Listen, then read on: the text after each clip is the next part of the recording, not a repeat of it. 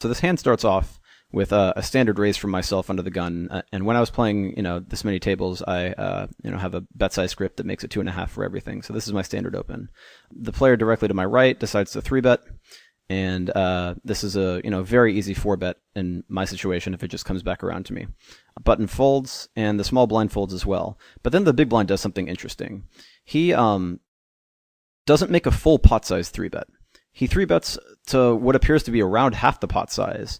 And there were a couple of things to think about when he does this. And what it really strikes me as basically saying, I have a hand that's definitely stronger than this guy's 3-betting range, which I don't have the stats up here, but he was 3-betting somewhere around like 20%, which is just quite a bit. That's a lot of hands to be 3-betting. So he's the big blind is basically saying that he has a hand that he knows is stronger than the cutoff's hand range, and that he wants to be able to play all in against this guy because this guy's he definitely is committed to putting his remaining $31 in the pot. But he wants to be able to get out cheaply enough if, I decide to make a big 4-bet and come over the top.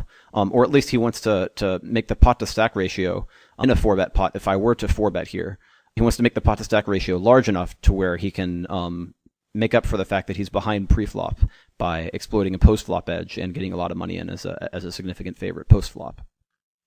So when he does this, there obviously are two options for me. I can either flat call, or I can 4-bet, put in a 4-bet, and play my hand.